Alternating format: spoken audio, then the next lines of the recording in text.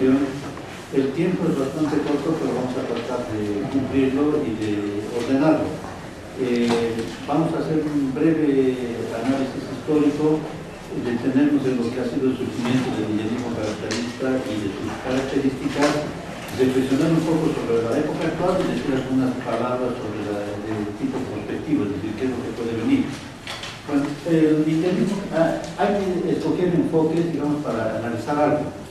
Y para analizar algo que es político e histórico, son los dos enfoques que tenemos que tomar en cuenta. Es decir, ¿por qué surge el indigenismo caracterista? ¿Cuál es su vinculación con este fenómeno de la descolonización? Entonces no podemos obviar el enfoque, digamos, histórico, que es la esencia de la razón de ser.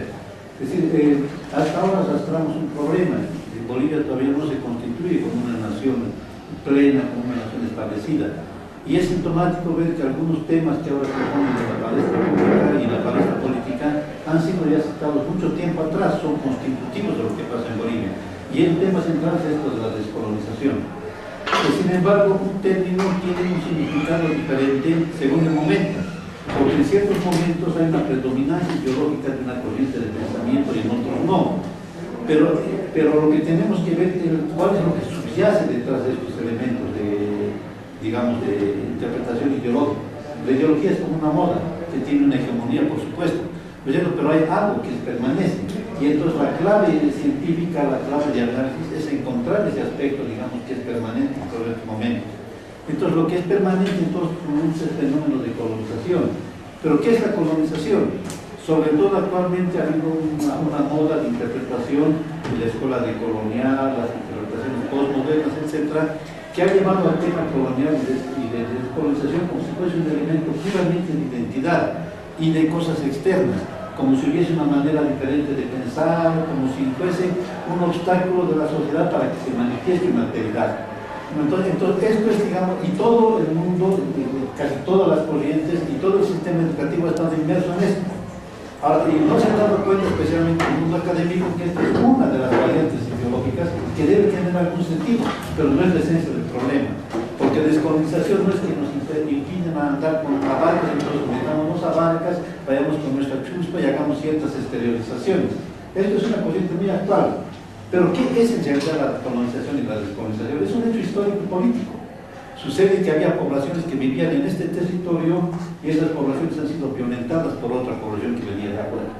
Entonces, y esas poblaciones se han visto marginadas, han sido expulsadas, han sido impedidas de ejercer el poder, digamos, de control y de libre expresión, digamos, en su territorio, y se ha ido conformando un esquema político en base a ese hecho. ¿No es cierto? O sea, la nación boliviana de alguna manera es continuación de la invasión española, porque no ha hecho una sociedad global. El indio no ha podido, digamos, libremente expresar su manera de ser. ¿No es cierto? Y la descolonización es la cuestión histórica que esos pueblos reclaman la libertad de gobernarse ellos mismos. Y ahí se entiende lo que es un hecho histórico muy importante que ha sido el fenómeno de descolonización, porque el continente americano no ha sido el único colonizado. La colonización ha sido un hecho mundial, y especialmente a partir de los años 60 ha habido el fenómeno de la descolonización. Y como en esa moda, digamos, no había, digamos, el posmodernismo, nadie ha perdido su tiempo en exteriorizaciones, ni alteridades, ni todo lo que es corriente actualmente, sino ha sido una lucha política por controlar el Estado o por crear su Estado. Entonces, simple y llanamente, digamos, esa es la descolonización. Evidentemente, también en esa época había lo ideológico. ¿Y cuál era lo ideológico? La corriente marxista que tenía fuerza.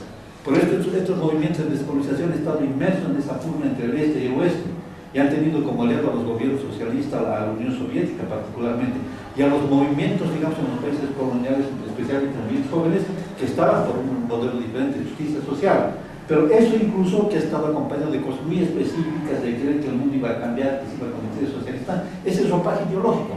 El hecho ha sido la autonomía de sus poblaciones. Y una autonomía se da, digamos, en un contexto concreto. Por eso se entiende esta relación con este problema que había, y por eso se entiende, digamos, la naturaleza de la sociedad que después se crean, de los estados que se crean. Entonces, este hecho de recuperar la libertad es el hecho fundamental, es decir, de ser, digamos. Y lo que tendríamos que preguntarnos ahora es si ha habido ese tipo de descolonización, ¿no es cierto? Y no ha habido ese tipo de descolonización. Falta todavía la Bolivia integrada, es una Bolivia segmentada. Y lo que ha habido ahora, digamos, son poses y oposiciones, de lo cual el Estado plurinacional es emblemático, digamos, de querer hacer una descolonización, es de querer dar los derechos negados a las poblaciones indígenas establecen un marco de pluralidad, de autonomías, etc. Si hacemos un balance desde que esto salió a partir de los años 2005, más o menos, que desde el inicio estaba, a 2011, que estamos, a 2017, que estamos actualmente, digamos, vemos que ha sido un fracaso. Las autonomías, las poblaciones originarias han despreciado, el simbolismo se iba apagando. Recordémonos de las procesiones de Pomoral Sentihuanal, de los matrimonios colectivos que quería hacer el gobierno, de los cuales Chile esperemos que llegue a ser uno de los funcionarios más encargados de ello. O sea, digamos, todo ese exaltismo, digamos, se ha apagado. Y Bolivia, en vez de ser una cuestión diferente, con pensamiento, que en vez de computadores se utilice la YUPAN, etc., otra vez es un país en donde se trata de captar votos y esta vez a través de esa tecnología que se aborrecía, de lo cual el símbolo más importante es el teleférico. O sea, conclusión de nuestra población, cualquiera que sea, le gusta el modernismo. Pero, digamos, el aspecto profundo de analizar, de ver qué pasa con Bolivia, digamos, ya otra vuelta ha pasado por el siglo. Entonces, este hecho de una población que es negada, que no tiene, que son los dueños de casa, pero se les vota, digamos, se les deja, se les impide gobernar, y de un Estado, de una estructura de tipo racista, que crea sus instituciones para mantener ese poder, es lo que ha marcado Bolivia, y ha provocado, digamos, contestaciones sucesivas en la historia boliviana. Uno de los mitos que se ha creado actualmente, que creó el modernismo, es como si hubiese una radical diferencia entre lo indígena y lo no indígena. Como si el indígena fuese una especie de mundo aparte, ¿no es cierto? Influenciado por esta película de Avatar, por ejemplo. El indígena habla con los pajaritos, se comunica con la madre naturaleza, conecta su trenza al árbol, ¿no es cierto?, para poder comunicarse con el cosmos. Una serie de fantasías, ¿no es cierto?, que muestran más bien ciertos deseos y ciertas necesidades. En una sociedad donde la industria avasalla, donde se ha despersonalizado a la persona, el occidente ha necesitado se ha personalizado con el indígena. Lo interesante es que eso no existe. Y lo peor es cuando un indígena asume, digamos, mitos que no le corresponden, porque como vemos, el indígena es un deseo de modernidad, porque la modernidad es la manera de empoderarse. ¿No es cierto? Y el gobierno ha tenido que sufrir la contradicción entre un discurso, digamos, de tipo idílico, digamos, y lo que a veces la derecha pone en Facebook, por ejemplo, un niño que está utilizando un celular, o tomando Coca-Cola, o utilizando su laptop, etc. Es decir, evidentemente no hay que caer en contradicciones, y las contradicciones se hacen cuando el discurso es falso. Pero eso no impide que haya una contradicción. Pero ¿cuál ha sido la contradicción? Que no se ha dejado al indígena, digamos, en la capacidad de apropiarse de un poder y de insertarse, digamos, en una sociedad establecida. Entonces, yendo a los mitos, uno de los mitos ha sido esto, como el indígena está en permanente lucha por reclamar su alteridad y por vivir su alteridad, y esta alteridad tiene que ser diferente. Yo he escuchado en algunos ambientes académicos, ¿no es cierto?, terriblemente cuentos. Hay cursos sobre la identidad indígena, y lo curioso es que escuchan ese curso gente que es de origen indígena, gente que viene mismo del campo, donde se llaman fantasías sobre las relaciones sociales, ¿no es cierto? Y para simbolizar en un simple ejemplo y no atardarme en ello, como si el indígena todas las mañanas saliera, levantara las manos y recibiera la energía del sol, ¿no es cierto?, y después se dedicara a allí. Entonces esas cosas absolutamente no existen. En el campo, digamos, como lugar, el deseo, digamos, de adaptarse a la historia, el problema es que se ha impedido al indígena. Y se le ha impedido porque hay una diferencia básica. Vamos a ver si tenemos el tiempo para hablar de cuáles son las diferencias. Entonces, este hecho político ha provocado protestas, pero no solamente protestas, no solamente rebeliones. Una constante en el mundo indígena es que ha habido y hay un deseo del indígena de integrarse a lo nuevo. El indígena no es como en las caricaturas actuales, sino es un deseo de tener, de integrar. Solamente se entiende el triunfo de los españoles si sabemos que ha habido gran cantidad de indígenas que han hecho parte de las tropas de los españoles. Y no es porque el indígena haya tenido, digamos, haya sido un desleal o le haya faltado personalidad política o sido un servil por naturaleza. Se debe entender porque la lógica, digamos, de contacto anterior a la llegada de los españoles era de esa. Era, digamos, de tratar de tener la mayor cantidad posible, digamos, de relación con nosotros, de enriquecerse y de vincularse a cosas mucho más grandes. No es cierto solamente que los españoles no eran indígenas. Entonces no podía haber ni paz, ni podía haber conflicto, porque había paz y conflicto en nuestras sociedades. No era una sociedad idílica, ni mucho menos, sino había aquí en sí lógicas diferentes. Entonces, y en esas lógicas el indio fue perdiendo. Entonces, lo que era, digamos, una manera de crear alianzas de indígena, que lo hace incluso actualmente cuando nombrar padrino es alargar la influencia, digamos, familiar de una persona, buscar alianzas con otros, y el indígena no tiene empacho de nombrar de padrino, digamos, un jara. Y no es solamente porque haya sometimiento cordial, sino porque es la manera de alargar su campo de influencia y que se degenera justamente porque la situación colonial si no fuese colonial la relación sería otra. Eso lo sabemos a nivel grande, ¿no es cierto? Pero se resultó mal porque el español tenía otras percepciones, no buscaba, digamos, no buscaba posesionarse, no buscaba integrarse. El español ni siquiera buscaba crear una realidad nueva, una sociedad nueva acá. El español no era como el pionero norteamericano que iba a colonizar, que fue un verdadero colono, que fue a agarrar un terreno, a costo del exterminio de los indios. Acá el español buscaba agarrar riqueza y sacarla lo más rápido a España y regresar rico, ¿no es cierto? Y regresar rico y ser bien considerado. Los nombres de indiano eran eso, era la gente española que venía acá y que venía de las Indias y que se contentaba de su riqueza. Y eso, digamos, ha marcado, incluso ha marcado al colonizado, o no hace eso nuestra gente. Viaja a Perú, viaja a Chile, incluso a Santa Cruz, trata de acumular, y después la gran fiesta en el pueblo, la casa con las rosetas, con los azulejos en la fachada, ¿no es cierto? Cuestión que los blancos utilizan para su baño, nosotros utilizamos como signo de ostentación de poder. O sea, se ha ido dando toda una serie de mezclas de creación de nuevas formas donde la base social y política. Entonces, este deseo de integrarse del indio es así permanente, pero ese deseo no se da. La parte, digamos, española ha rechazado la creación de algo nuevo. Y es irónico ver cómo el español, o el descendiente español, agarra el mito del mestizaje para decir aquí no hay problemas, como si nos hubiésemos mestizado biológicamente, culturalmente, políticamente. El primer obstáculo ha sido, digamos, el poder español. Y recién cuando estos aspectos llegaban a un momento, digamos, de insostenibilidad, de contradicciones, donde lo económico jugaba muy importantemente con las rebeliones indígenas. Eso fue lo de Tupac Katari. Porque los primeros enemigos de Tupac Katari fueron los caciques, y los caciques eran lo que podíamos llamar los colaboradores. La gente que decía tenemos que articular con los españoles, y ahí se entiende por qué los españoles lanzaban la tesis de la República de Indios y la República Española, que contentaba a ambos. Ambos tenían la ilusión de tener un poder, y es irónico ver cómo el posmodernismo lo vuelve a lanzar, y el gobierno también, que es una cosa de las autonomías. Ellos por su lado, y para que uno esté por su lado tiene que ser diferente.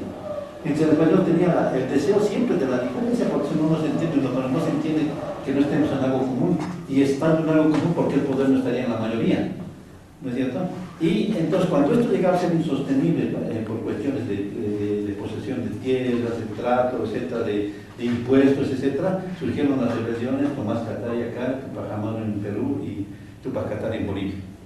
Y después, bueno, ese fue quizás el momento donde podía haberse dado la descolonización en los términos clásicos del término, como se llama en otras partes del mundo, donde la parte de la nación oprimida se levanta, expulsa al invasor y crea su propia nación. Y no se dio.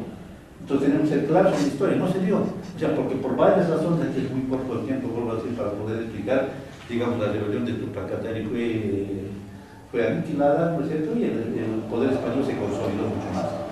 Y ya hubo ese largo periodo de colaboracionismo, si podemos dar algún término. Y después es bruscado, digamos, intermitentemente. Vamos a ver solamente, porque en tiempo algunos hechos importantes, lo de Zaratehuica. O sea, los Zaratehuica igual creen que pueden lograr derechos, porque además los liberales le hacen creer que puede ser el vicepresidente y se alía, digamos, al bando liberal. ¿No es cierto? Igual es traicionado, después Zaratehuica abajo, etc. Pero igual, lo de Zaratehuica era un fenómeno más colaboracionista, buscaba el poder al interior de Bolivia y creó las palabras. Tenemos el 56, un intento de revolución nacional, un fracaso grande, ¿no es cierto? Y después el 56, la eclosión de los problemas, de los conflictos entre los indígenas, ¿no es cierto? Y la rebelión de Laureano Machaca, una persona con mucha inteligencia que por el contacto que tiene acá, y eso es importante, solamente el contacto con lo que nos ofrece nos despierta, digamos, la inteligencia. Contrariamente a los tipos culturalistas, encerrarse en una comunidad, etc., no logra una liberación. Y la persona es una persona disconforme. Logra mimetizarse porque además nosotros sabemos que en el campo hay gente que tiene la tez más clara y los rasgos físicos que más se parecen a los españoles. Y esa es la parte de la población que en un ambiente racista logra mimetizarse. Y lograron mimetizarse hasta el punto de poder cambiar de apellido, de poder militar. Y solamente la gente que por rasgos fisonómicos eso no les sirvió, continuó sufriendo el racismo. Entonces Laureano Machaca luego fue al colegio militar. Un colegio militar donde hasta ahora sigue siendo racista. Imaginémonos cómo era en el año 54, 52, 56. Y es posible que Laureano Machaca haya sufrido, digamos, tantas contradicciones. El hermano de Raimundo Tabo, que ha sido uno de los inauguradores del cristianismo, cuenta que él también estuvo en el colegio militar y que tuvo que salir por el racismo y por la expresión que le hacían. Y lo sabemos. quienes han pasado por ahí, hay la cuestión de hacer desertar. Las instituciones coloniales toleran al indio, lo toleran cada vez mientras las leyes presionan, pero se dan mañas de hacerlo desertar. Lo hacían desertar en el colegio militar, lo hacían desertar en la policía. Entonces Laureano Machaca va, pero aprende, toma contacto aquí con los trotskistas, ve a la derecha, ve el conflicto entre el MNL y la Falange, y él dice, pero ¿por qué? Digamos, siendo el indio mayoría no tenemos el poder. ¿Por qué estamos como extranjeros en nuestra tierra? ¿Por qué estamos perseguidos, discriminados? Y Laureano Machaca regresa, digamos, al campo y empieza a articular una rebelión utilizando los mecanismos de rebelión, que lo hace como si fuese el MNS en esa época creaba los regimientos campesinos porque el indio, la gran fracción, digamos, que integra, que busca la concordancia con el Estado, que busca, digamos, tener relaciones con el poder, no se hace ningún escrúpulo, entra, digamos, ese mecanismo. Y en todo el campo del 52 al 56 es la eclosión de estos regimientos campesinos, de estos grupos. Y cada bando se identifica con una de las tendencias que tiene el MNS, ¿no es cierto? Y la verdad no se capaz de vino eso.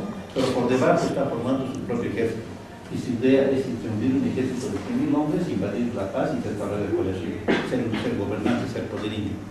Entonces, eso no se logra porque hay también contradicciones en el seno del campo. La mitología, especialmente la mitología postmoderna, ha hecho que, como si en el campo fuese una taza de cristal, una cuestión bonita, donde todo el mundo simpatiza, se hablan entre ellos, se reúnen en la noche alrededor de una fogata, van a la Pachamama y planifican, es decir, todo lo que muestran las películas de Hollywood, y no hay muchas tensiones. Y las tensiones vienen por la esencia misma de nuestras sociedades. Reivindicar lo nuestro no significa creer en el mito que somos perfectos, sino más bien resolver lo que está mal.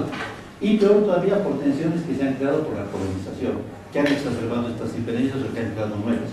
Pues entonces, el mundo indígena no es homogéneo. Hay familias indígenas aymaras que se oponen a la Laureano Machaca por turno interno, ¿no es cierto? Y peor todavía los criollos y los que se llaman en esta época los vecinos, la gente que estaba en los pueblos y que no puede digerir las prevenciones de la Laureano Machaca. Se forman, se confabula un elemento, la Laureano Machaca es emboscado en Escoma, ¿no es cierto? Y ya ahí viene también la historia, porque nadie sabe cómo marcar, hay muchas versiones. Y una cuestión muy importante en la historia boliviana casi pasa desapercibido. Casi pasa que no se tiene ese aspecto.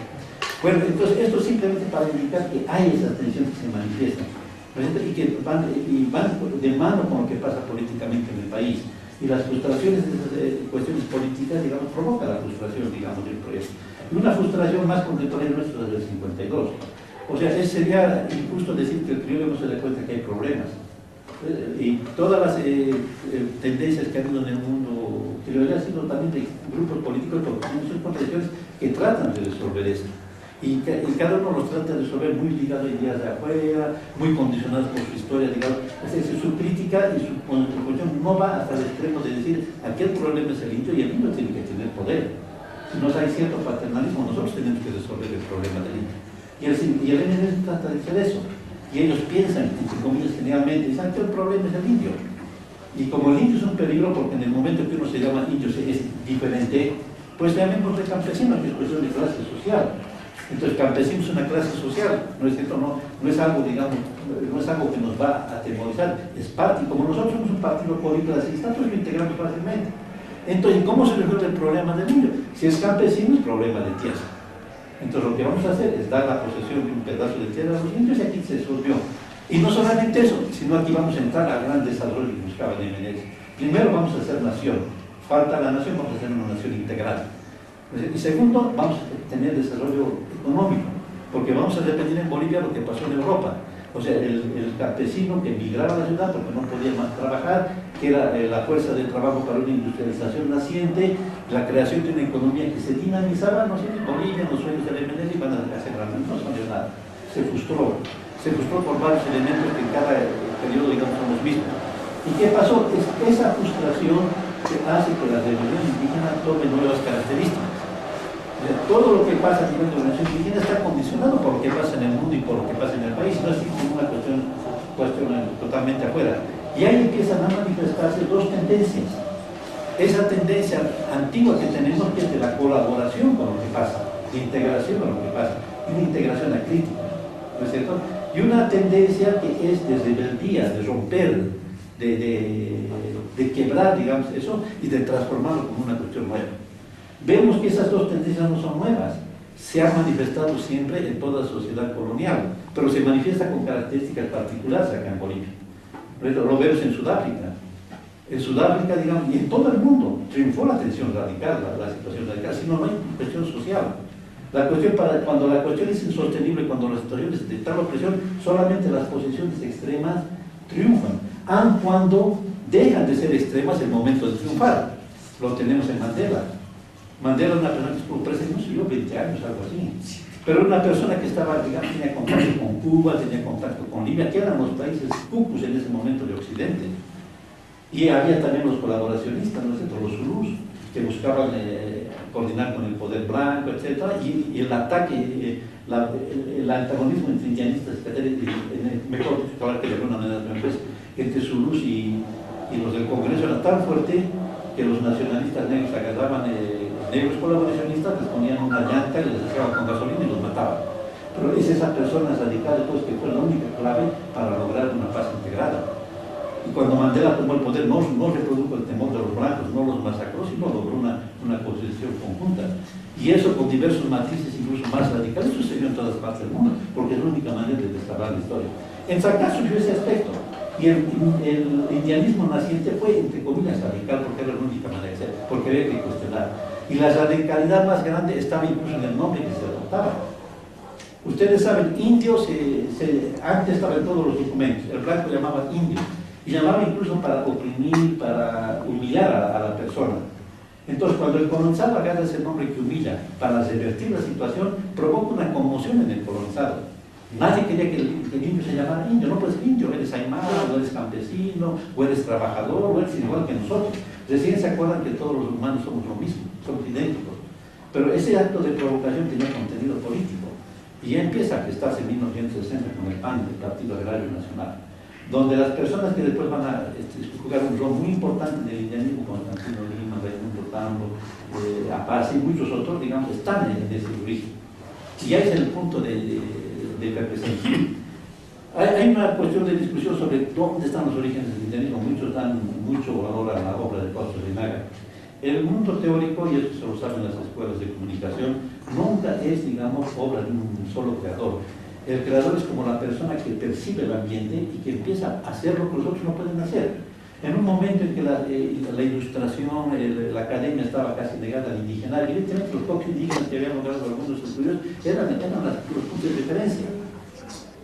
Pero Fausto Reinaga empezó a desarrollar su idea porque había gente joven, sobre todo, que ya pensaba eso. Porque Fausto Reinaga, cuando el PAN se fundó en 1960, Fausto Reinaga estaba publicando el sentimiento mesiánico del pueblo ruso, y si ustedes lo leen es una especie de, como llamaríamos actualmente, de imperio hacia el socialismo, hacia la Unión Soviética y hacia el rol del proletariado. Entonces una persona que desde el principio tenía crisis y tenía problemas, empieza a acelerar su transición por este hecho. Si hablamos sin exagerar con estos jóvenes intrascendidos, porque la historia casi no les da ningún eco, quienes lograron una radicalización ideológica de Fausto Reinaga y quienes justificaron después las posiciones que tuvo. Bueno, entonces, pero para entrar de lleno al indianismo catarismo, entonces, de alguna manera surge esta diferencia.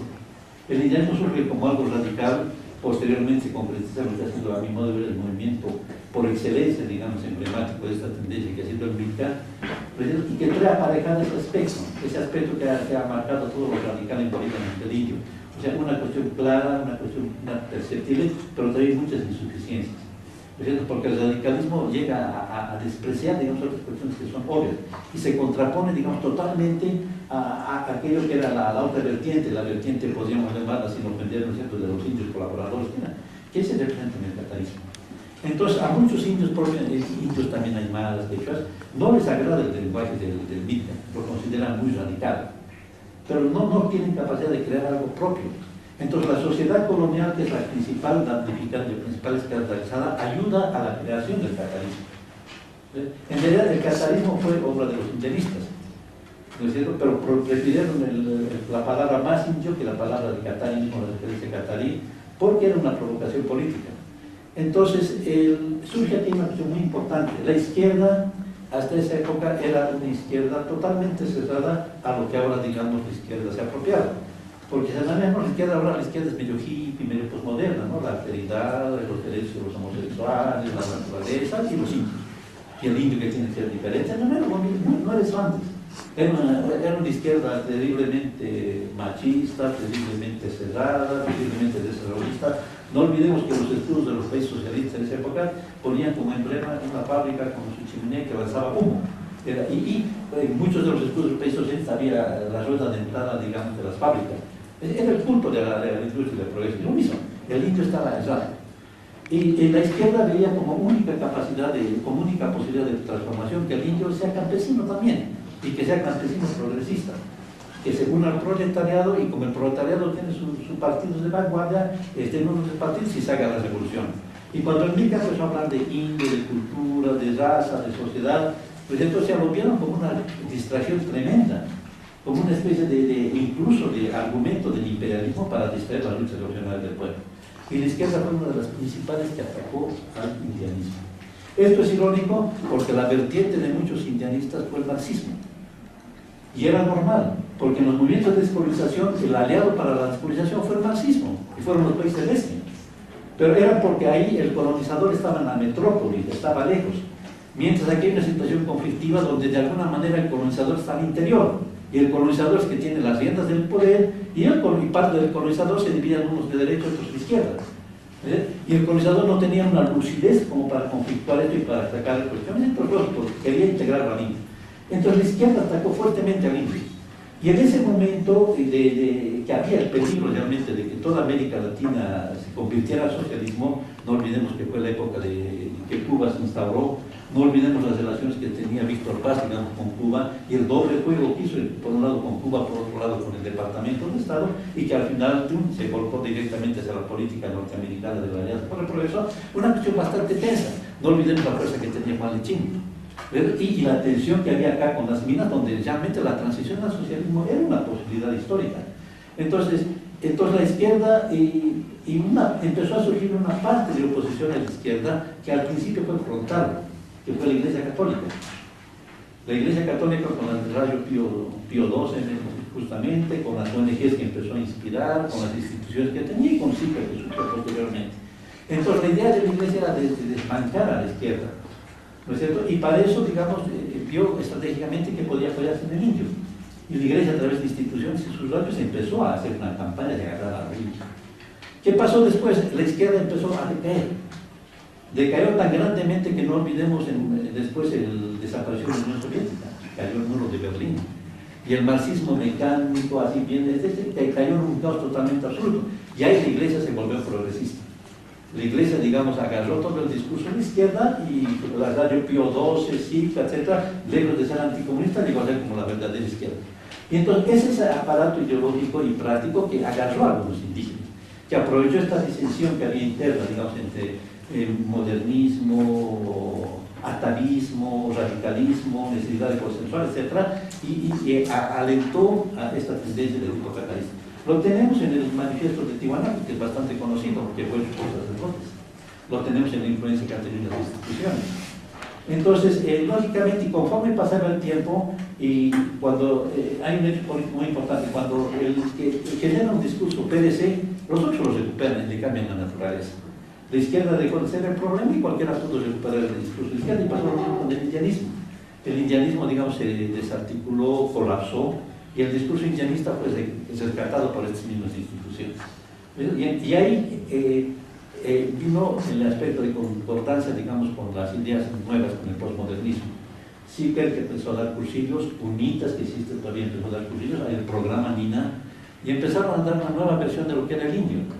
Entonces, y esta versión de lo que era el indio lo tenemos más claramente en lo que era el canciller Choquehuanca, o sea, pachamamismo, ritos, cosmovisión, fantasías.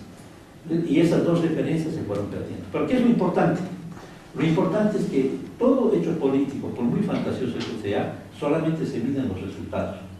Y lo que habría que plantearse es si realmente ha habido descolonización en Bolivia, si el problema ha sido resuelto. Nosotros creemos que no.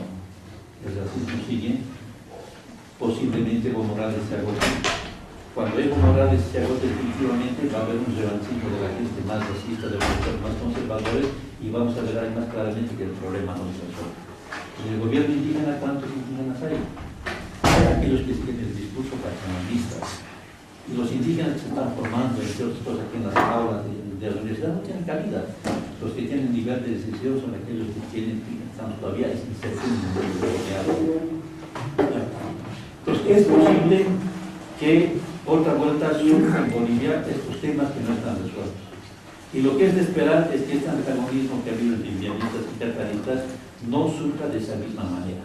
Porque ambas partes, a mi modo de ver, mostraban dos facetas que eran, digamos, facetas constitutivas de todo el mundo.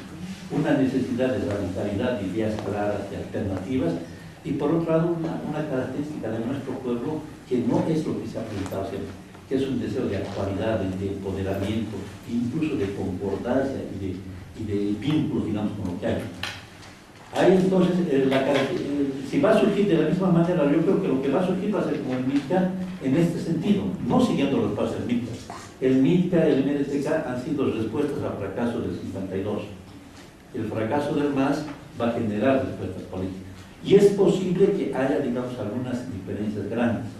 La primera diferencia, y fundamentalmente porque el elemento constitutivo va a ser diferente. Ahora, los indígenas, entre comillas, letrados, con experiencia en el mundo criollo, son mucho más que lo que eran antes. Y cuando uno conoce, no se deja engatusar. ¿Verdad? Y aunque pueda ejercer, digamos, labores de pasividad, etc. Entonces, es posible que surjan cuestiones que modifiquen incluso profundamente, teóricamente, lo que eran estas dos alternativas políticas. Como toda cuestión histórica no se puede determinar los detalles, pero sí se puede determinar ciertas líneas. Una línea central, digamos, es la caracterización de lo que va a ser los próximos conflictos sociales. Aquí no se han resuelto los problemas sociales, la prueba los tenemos esa niña Eva que ha muerto de hambre del alto. ¿Y cuánto es una estadificación lamentable? Ese mito de que aquí ya no hay pobreza, esa es mentira. Basta que demos una mirada. Y hay pobreza no solamente material, hay pobreza espiritual, pobreza cultural, pobreza de valor. Hay tensiones que se están acumulando. Entonces, esto va a tener una salida. Y esa salida yo creo que va a ser posible resolverla si esta vez se encentra. Y felizmente de manera feliz, muchos sectores están volviendo a tomar atención sobre lo que es el identificatarismo. Nosotros con Carlos Macusá hemos contribuido a redactar un libro, ¿no es cierto?, como un aporte de historia, porque la historia es importante.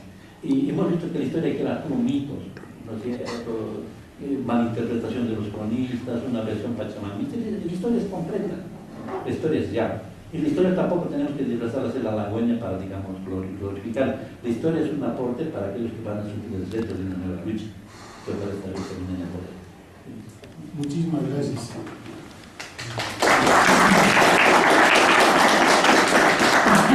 Inmediatamente damos la palabra al doctor José Luis Avena para que haga uso también del tiempo similar al licenciado Portugal, con la esperanza de que luego tengamos todavía unos minutitos para un intercambio de ideas con los asistentes. Bueno, muy buenos días, hermanos y hermanas. Efectivamente, mi nombre es José Luis Saavedra, yo soy quechua runacán. Hablo perfectamente bien el quechua. Es algo que la universidad no ha logrado extirpar, diríamos así. Y empiezo con esta cuestión del idioma, porque nuestros gobernantes no saben ni quechua ni aymara. Y el presidente Evo Morales dice que olvidó el aymara porque salió joven de su comunidad. Y yo digo que eso es falso, porque yo he salido mucho más niño que Evo Morales de mi comunidad, quechua, en Calacay, y sé muy bien el quechua, hablo bien. En su taponificación es la taparlaricón. Y creo que este es un primer elemento identitario que hay que establecer cuando se discute estos temas. Segunda cuestión, a mí me alegra muchísimo que estos temas de indianismo y catarismo se discuten en las aulas universitarias. Pedro decía, y con toda razón, que esta temática, estas movilizaciones, estos movimientos han sido durante varias décadas marginales a la academia. Acabamos de vernos con Pedro en la biblioteca de sociología. Yo estaba revisando desde más antes. No hay una sola tesis sobre indianismo-catarismo. Ángela, Esperanza y Sentí, hermano, tú tienes que hacer eso. Pero es increíble que no haya una sola tesis sobre indianismo-catarismo. Entonces la universidad vive de espaldas a la realidad social palpitante, gravitante, bulliente que hay en este país desde, Pedro acaba de darnos el dato, desde los años 60. Algo está pasando entonces en las universidades para que nuestra universidad, yo soy docente universitario, esté ajena a la realidad de la dinámica de los movimientos sociales, a los pensamientos que se generan, a las propuestas políticas que se generan en este país. Yo tengo la esperanza que eventos como estos se realicen más a menudo, se desarrollen con más frecuencia.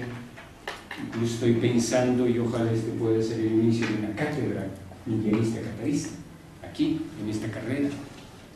En ciencia política debería ser, pero es más ajeno aún a la problemática del indianismo catarismo, mucho más ajeno aún, cuando ahí deberían estar discutiendo cotidianamente estos pensamientos y no seguir alienados con ideologías foráneas.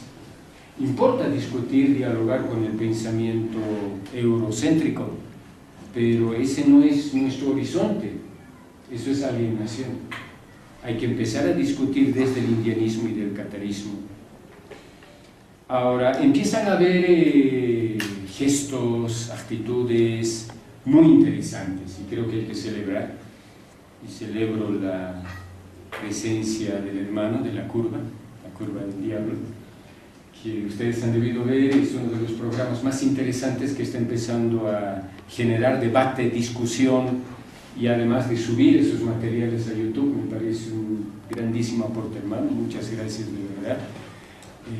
Creo que eso está ayudando a empezar a discutir seriamente el tema del indianismo y del catarismo. Tercera cuestión, como presupuesto, mi colega docente decía que ustedes han leído sobre catarismo e indianismo. Muy rapidito, no quiero hacer una evaluación ni mucho menos, pero estimo que han leído el libro de Javier Hurtado, Catarismo. Sí, se ha visto. En la anterior materia. Veo expresiones medio que no. Estimo el libro de Silvia Rivera, Oprimidos pero no vencidos. Sí. ¿Ok? Los artículos del cura Albó, de Javier Albó. También. Muy bien. El libro que acaba de nombrarnos Pedro, Indianismo Catarista. No, ese no. Y no está ahí abajo.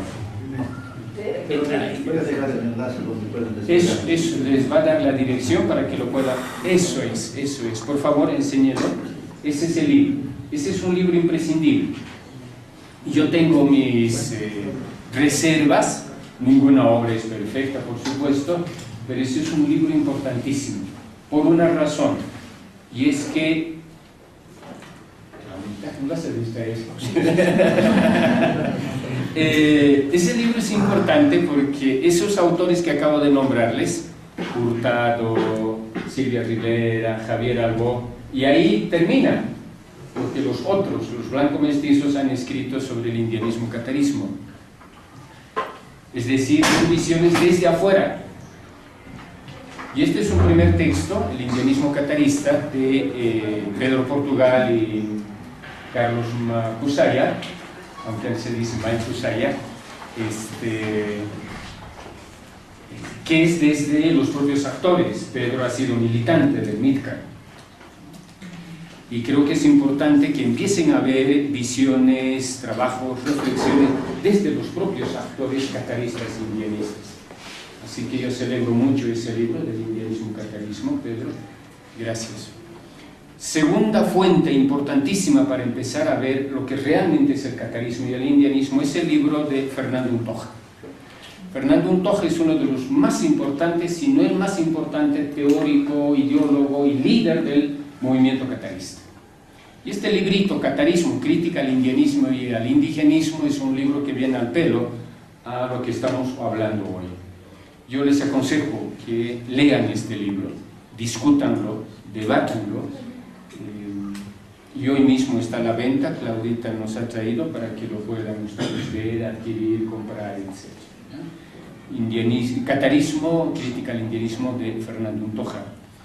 El mismo autor, pensador Fernando Untoja, tiene otro libro que es Pache, el pensamiento simultáneo, que es más una discusión teórico-filosófica, diríamos, sobre el ámbito del pensamiento aymara, articulado a partir de este núcleo que es Pache. Pero sobre todo, entonces, este texto de Catarismo les aconsejo que lo puedan ver. Bien, dentro de la segunda parte, muy rápida, el tema es indigenismo, indianismo, catarismo y los retos de la descolonización. Muy rapidito, ¿qué es el indigenismo? Y me hubiera gustado muchísimo que estuviera presente puesto en Guidón Chile. Ayer en el Face alguien lo decía y creo que se ha cumplido, que ojalá esté sobrio. El Kumpa toma bastante bebidas espirituosas, se dice. Pero es grave que no haya venido porque se comprometió. Hablamos y ayer me dijo que iba a estar. ¿Qué es indigenismo? Es una ideología oficial de los estados latinoamericanos. Estados básicamente blanco-mestizos, estados criollos, estados caras, diríamos, desde el idioma aymara.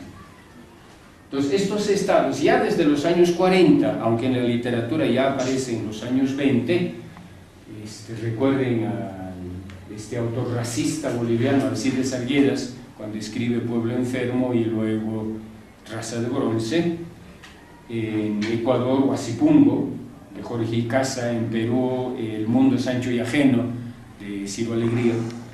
Estas novelas fundan el indigenismo, que es igual, autores no indígenas, blanco-mestizos, que hablan sobre el indígena,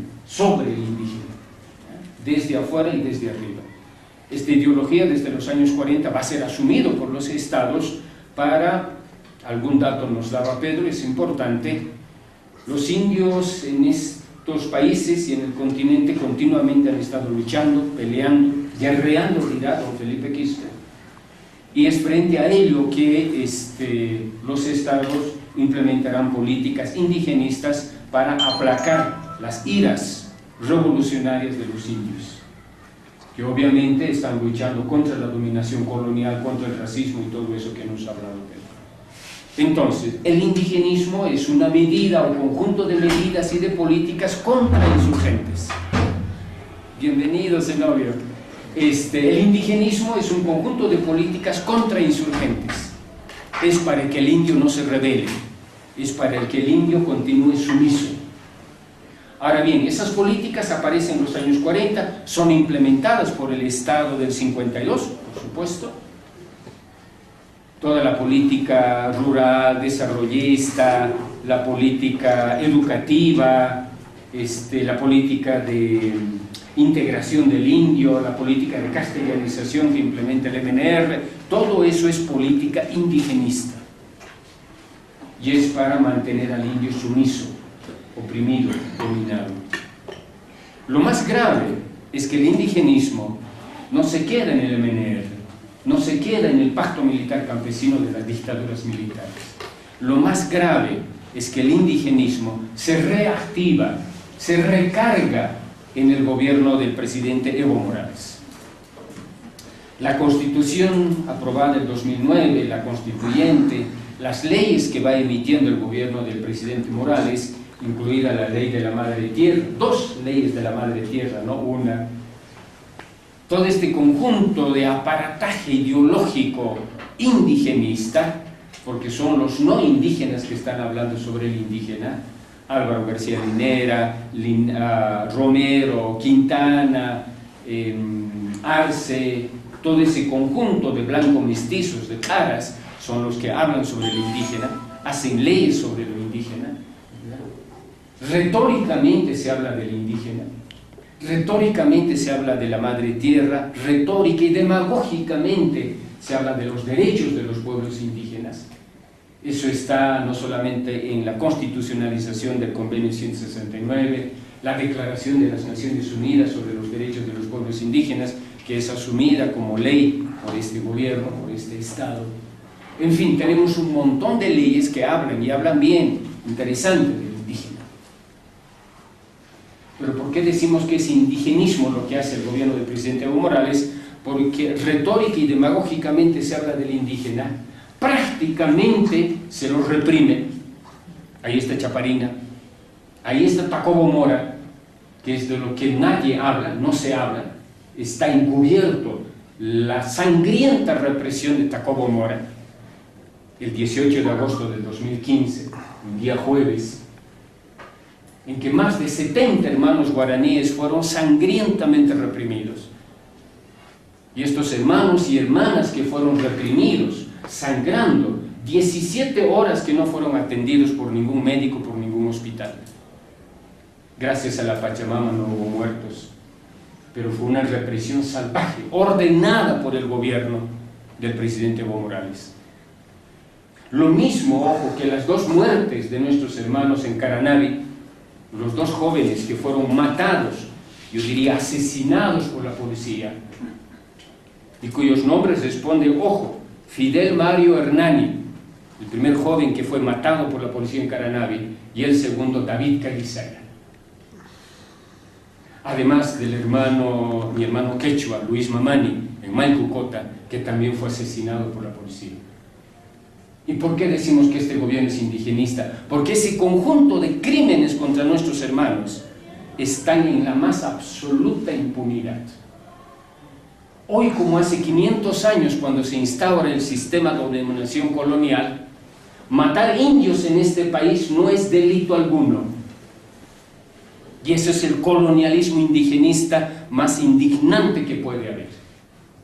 Matar indios no es delito. Ningún policía que ha matado a estos hermanos que les he nombrado, ningún policía está arrestado, procesado, detenido, absolutamente ninguno. El gobierno garantiza la impunidad a quien mate indios, hoy como hace 500 años. Eso es indigenismo, que retóricamente habla del indígena, pero en la práctica lo reprime, lo mata, lo asesina, algo más salvajemente que los malditos invasores españoles que hollaron nuestras tierras sagradas de Tahuantinsuyo hace cerca de 500 años. Y esta denuncia, además de la política económica extractivista que tiene el gobierno, de atentar contra los territorios indígenas. Ustedes saben que las 22 áreas protegidas en Bolivia están concesionadas a las empresas petroleras y a las empresas mineras. Que el tema del derecho a la consulta, el gobierno hace, va a decir una mala palabra, pero no obedece en absoluto. Es más, el presidente Evo Morales en 2015 ha dicho que consultar a los indígenas es perder tiempo. Lo dijo el presidente Evo Morales, es perder tiempo. El derecho más elemental de los pueblos indígenas, el derecho a la consulta, este gobierno no implementa en modo alguno, en modo alguno. Entonces, eso es indigenismo, un indigenismo racista, colonial y genocida, porque mata, asesina a nuestros hermanos. Bien, pasemos al tema indianismo. Varios datos ha dado Pedro, él conoce muy bien, entonces no voy a abundar, pero yo diría, y no sé si vas a estar de acuerdo Pedro, como 3 fases importantes en el indianismo. Es importante, solo los voy a nombrar, no hay mucho tiempo para desarrollar. Hay una primera fase que yo la llamo de escritorio, que es el indianismo de Fausto Reynaga. Fausto Reynaga nunca hizo política, nunca se movilizó, nunca organizó a los indios. Su partido no pasaba de unos cuantos miembros del comité ejecutivo, del comité central, pero tiene el gran mérito de haber escrito muchas obras, sobre todo estoy pensando en la Revolución India, Tesis India, Manifiesto del Partido Indio, estoy hablando del año 69-70, porque después hay una fase amáutica que es decadente en el propio Fausto Reynaga. Pero ese es el indianismo, reitero, de escritorio. Don Fausto se encarga de escribir libros, punto. Hay una segunda fase que es extraordinariamente interesante, mucho más rica, y que Pedro nos ha comentado, el Mítica, que emerge a partir del año 78. En una serie de discusiones, debates muy interesantes con lo que después va a ser el catarismo. ahí discrepo un poco con Pedro en el sentido que los cataristas son los indios colaboracionistas. Discrepo y argumentaré algo cuando hable del catarismo. Pero el MITCA, Movimiento Indio Tupac Katari, ojo, nace el 78. Y participará activamente en la política, sobre todo electoral de esos años. No tanto en la política de masas, no tanto en la movilización del campesinado indígena al campesinado aymara, porque eso va a estar a cargo de la CESUTCD y a cargo de Genaro Flores, el más grande líder catarista que hay en este país. Ojo, no solo que ha habido. Entonces, el indianismo asume la forma político-partidaria de organización, participa en las elecciones, logra tener 2 diputados en el Parlamento. El amigo que ya no está entre nosotros, Tumiri, ¿Julio? No. Julio Tumiri. Homónimo del cura. Cura, eso, por eso tenía la duda. Y luego el propio Constantino Lima y también don Luciano Tapia, que han estado en el Parlamento, pero cuya acción fue muy escasa, acción política, efecto político fue muy escasa, por quizás la necesidad de oponerse al sistema que no logró afectar ni influir en el conjunto de las políticas que se desarrollaban en los años 79-80. Bien, y luego van a asumir, por supuesto, en el periodo de la UDP 1982-1985. Los 2 estarán en el Parlamento, pero cuya acción fue más testimonial, no tanto propositiva y menos efectiva en términos de lucha social o de movilización social. Muy bien, y ahí termina el indianismo como forma de organización política. No hay más. Como partidos, quiero decir. Se divide, MITCA, MITCA 1, y después se pierde. Hay una tercera fase, y eso es lo que hago falta en tu libro, Pedro. Hay una tercera fase que para mí es la más potente del indianismo, que es la que emerge a partir de la rebelión aymara del 2000 al 2005.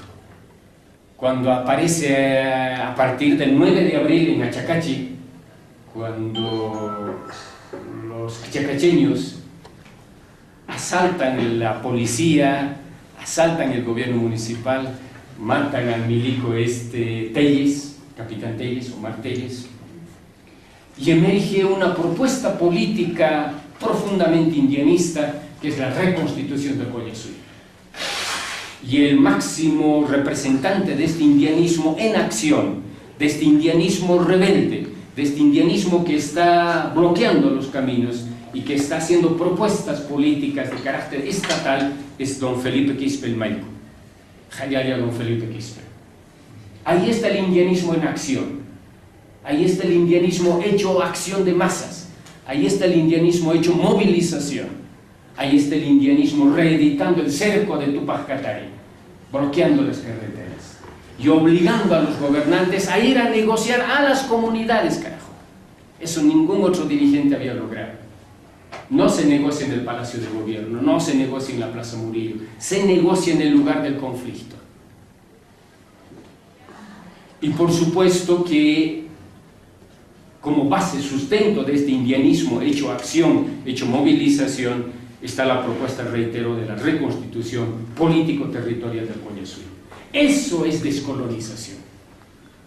Y en eso sí estoy de acuerdo con Pedro. No son los pachamanismos estériles, inútiles, alienantes que hace este gobierno, que dice que con una huasca van a recuperar el mar y demás tonterías, ¿no es cierto? El 21 han hecho, ¿no es cierto?, un ritual bastante ridículo. No, la descolonización es la lucha social y política de las masas en rebelión, en lucha, en movilización. Ese es para mí el indianismo en acción. Esa es la puesta en práctica política, lo que Fausto Reinaga había escrito en La Rebelión. Es entonces Felipe Quispe el que lleva a su culminación rebelde, sublevada, el indianismo en la rebelión del 2000 al 2005. Por supuesto, el resto de la historia ustedes ya la conocen. el propio liderazgo de don Felipe empieza a tener declive. Y, penúltimo punto de lo que voy a hablar, yo ahí tengo una hipótesis que me interesa discutir con ustedes, y es que el MAS, el Movimiento al Socialismo, y Evo Morales aparecen por digitaciones externas.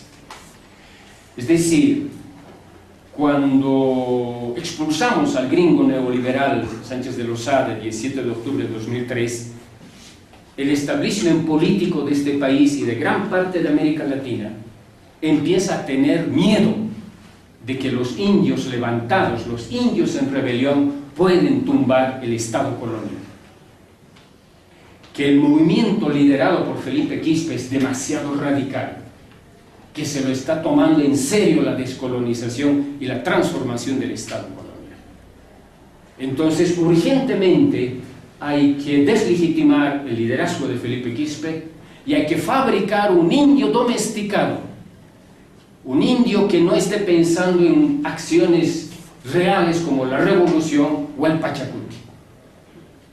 Hay que fabricar entonces un partido reformista, un partido yunque de las estructuras coloniales y racistas de este país.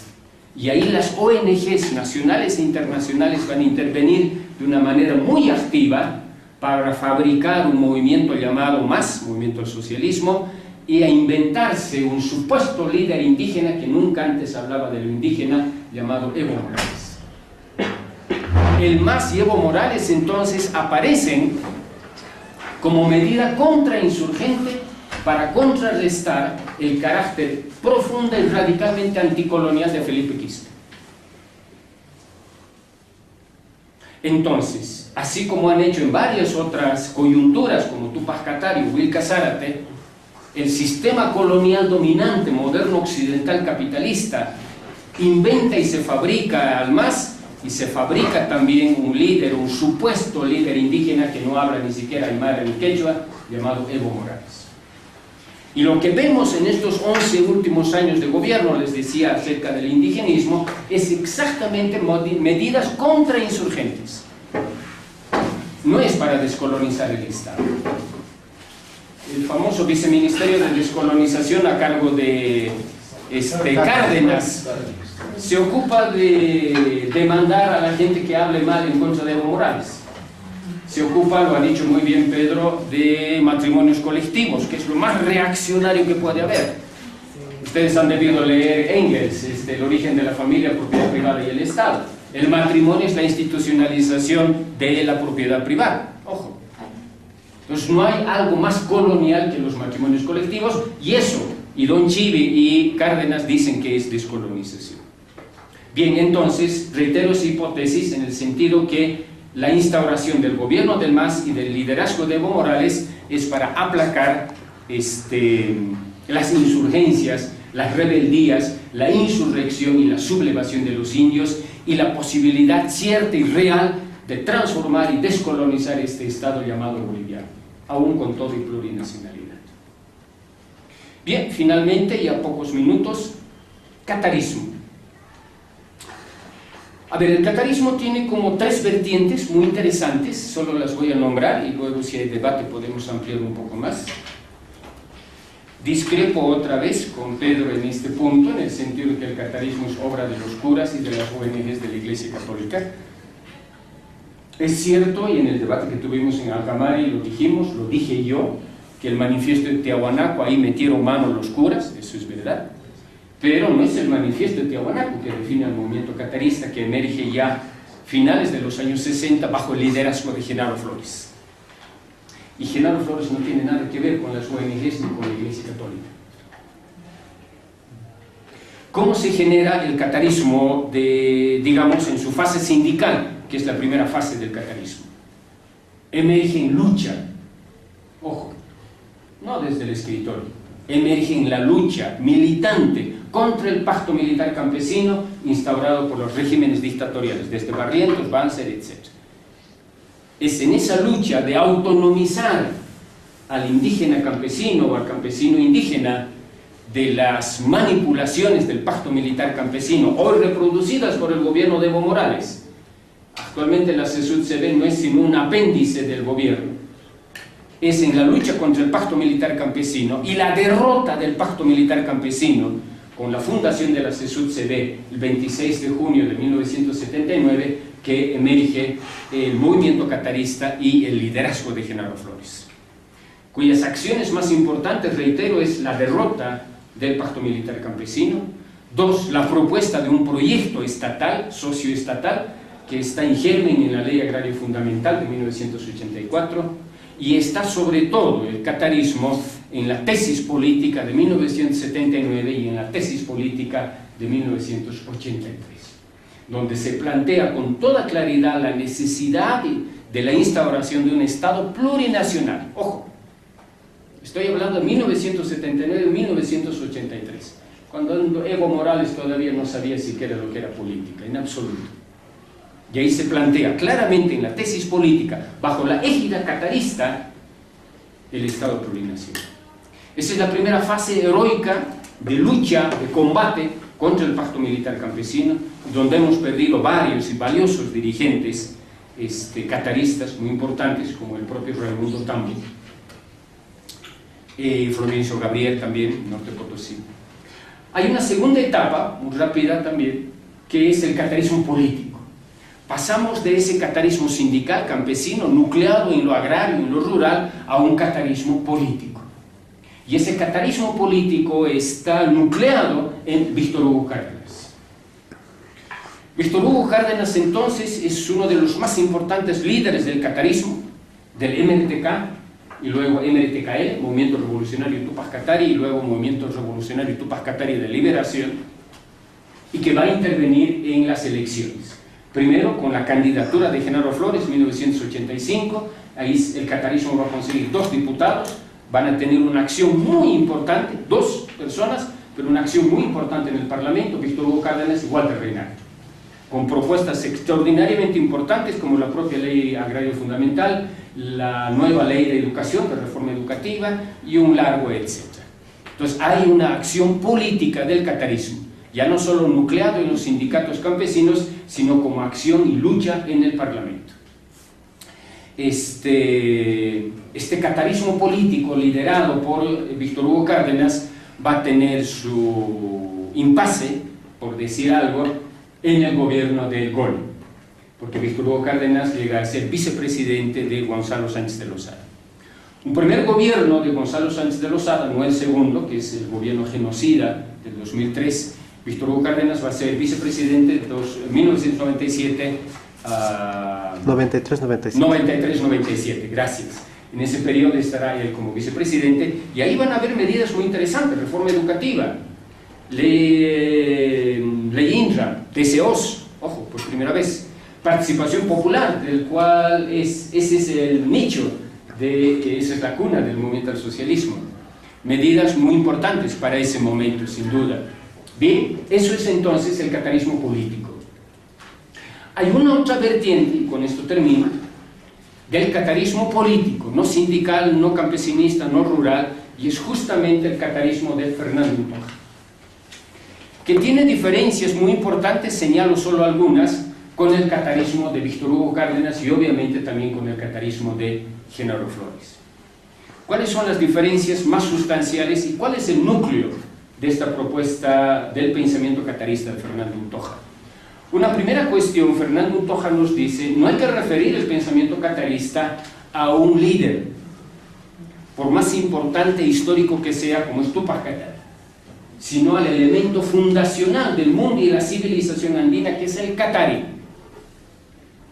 No solo entonces un individuo, porque centrarlo en un individuo, en un héroe, es reiterar el colonialismo ideológico de marxismo de Marx, maoísmo de Mao, etcétera, etcétera.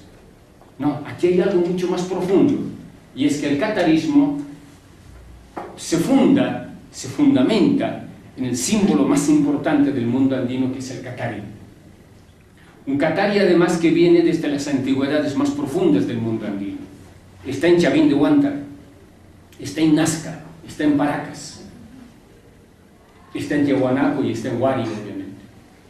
Entonces, un primer elemento importante es que un pensamiento político propio del pueblo aymara, de la nación aymara, se funda en un elemento fundacional como es el Qatari, o Amaru en quechua también, ¿no es cierto?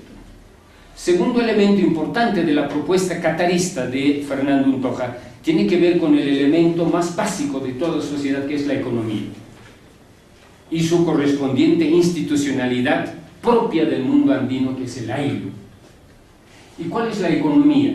La economía del ayllu, y sobre eso hay varios trabajos, y este es uno de ellos, y un próximo que ojalá pronto lo podamos presentar, Marxismo versus Qatarismo, de Fernando Untoja, que está a punto de salir de imprenta. ¡Qué bien! Entonces, el qatarismo funda su razón de ser en la dinámica económica propia del mundo andino. ¿Y qué es esa dinámica? Esto es lo interesante, y que la izquierda nunca ha logrado entender, y que la izquierda en este contexto es un elemento más de colonización de nuestros pueblos, por cuanto la dinámica económica del mundo andino es esencialmente competitiva. La competitividad no es un patrimonio del neoliberalismo capitalista. La competitividad es esencial al mundo andino.